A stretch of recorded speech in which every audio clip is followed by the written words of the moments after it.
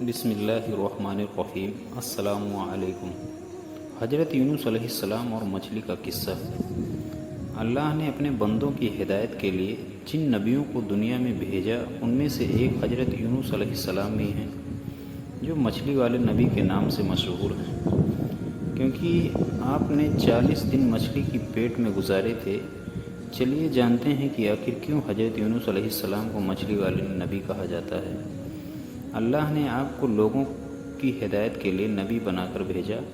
اس وقت آپ عراق کا ایک شہر نینوا میں نبی بن کر آئے، مطلب اللہ نے آپ کو نینوا شہر کے لیے نبی چنا۔ آپ کا کام تھا لوگوں کو ہدایت دینا، انہیں ایک اللہ کو ماننے پر راضی کرنا اور بت پرستی سے ان کا دھیان ہٹانا۔ آپ نے آپ کے شہر کی بستی کے لوگوں کو ایک اللہ کی عبادت کا پیغام دیا اور بت پرستی کے لیے منع کیا، لیکن وہاں کے لوگوں نے آپ کی ایک بات نہیں مانی اور انہوں نے آپ کو بہت پریشان کیا۔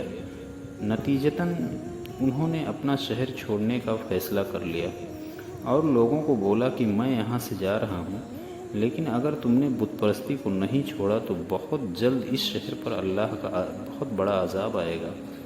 یہ کہہ کر آپ یعنی حضرت یونس علیہ السلام اپنی بستی سے نکل گئے اور دوسرے دیش جانے کے لیے کشتی پر سوار ہو گئے، لیکن کشتی کچھ دیر بعد بیچ ندی میں پہنچی تو ڈوبنے لگی۔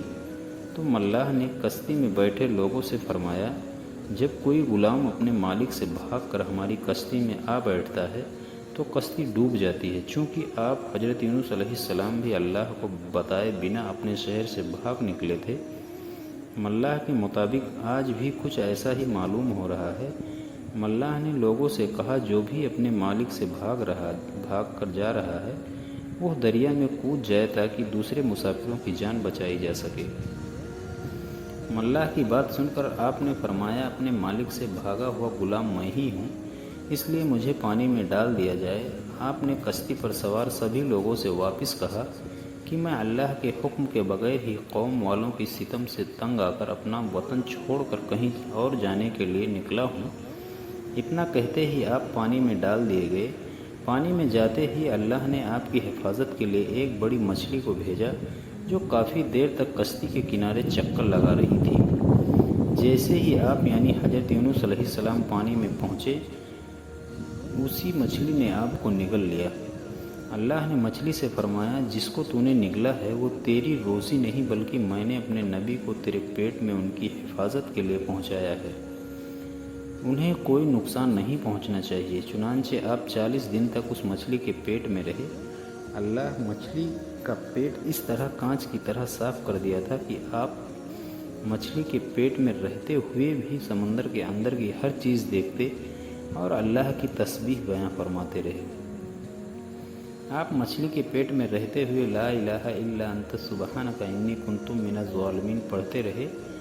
اس تسبیح کی برکت سے اللہ کریم نے آپ کی ساری مشکل آسان فرما دی اور اس کی بدولت آپ کو 40 دنوں تک ہر وقت سکون ملتا رہا۔ پھر مچھلی کو اللہ کی طرف سے حکم آیا کہ جہاں سے تو نے حضرت یونس علیہ السلام کو نگلا تھا انہیں وہیں جا کر اپنے منہ سے انہیں نکال دے۔ اللہ نے فرمایا، اب میں ان سے خوش ہوں۔ وہ یعنی حضرت یونس علیہ السلام اللہ کے لیے امتحان میں پاس ہو گئے تھے۔ اللہ کا حکم پاتے ہی مچھلی نے آپ کو کنارے پر اگل دیا۔ اس کنارے پر اللہ نے آپ کے رہنے کے لیے ایک پیڑ پیدا فرما دیا اور آپ کی خوراک کے لیے ایک ہرنی کو آپ کو دودھ پانے کے لیے کہہ دیا۔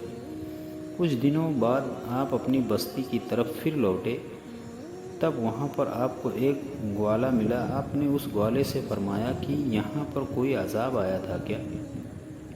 اس گوالے نے آپ سے فرمایا کہ یونس نام کے ایک شخص نے کافی دنوں پہلے ایک بات کہی تھی کہ اگر بت پرستی یہاں کے لوگوں نے نہیں چھوڑی تو اس شہر پر اللہ کا بہت بڑا عذاب نازل ہوگا۔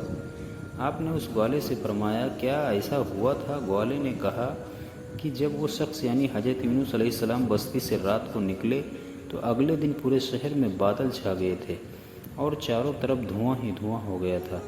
ایسا لگ رہا تھا جیسے عذاب آنے والا ہے۔ اس وقت ہمیں لگا کہ یونس کی بات بالکل صحیح تھی۔ تب سارے شہر کے کافی لوگ اپنا سارا سامان اور اپنے پریوار کو لے کر شہر چھوڑ رہے تھے۔ اور اللہ سے دعا کر رہے تھے کہ اللہ انہیں معاف کر دے۔ اس وقت وہاں کے لوگوں نے اللہ سے دعا کی کہ اب شہر کا کوئی بھی آدمی بت پرستی نہیں کرے گا، اور کچھ ہی دیر میں سارے بادل چھٹ گئے اور دھواں ایک دم سے غائب ہو گیا۔ مطلب اللہ نے وہاں کے لوگوں کو معاف کر دیا تھا۔ یہ سن کر آپ حضرت یونس علیہ السلام نے گوالے سے فرمایا کہ جس یونس کی تم بات کر رہے ہو وہ میں ہی ہوں۔ یہ سن کر گوالا آپ کے قدموں میں جھک گیا اور آپ سے معافی مانگنے لگا۔ اس طرح آپ واپس اپنے شہر کی طرف لوٹے۔ اس کے بعد آپ نے وہاں پر اسلام کا پرچم لہرایا اور وہاں کے سبھی لوگوں کو ایک اللہ کی عبادت کے لیے بتایا۔ خدا حافظ۔ وآخر دعوانا الحمد للہ رب العالمین۔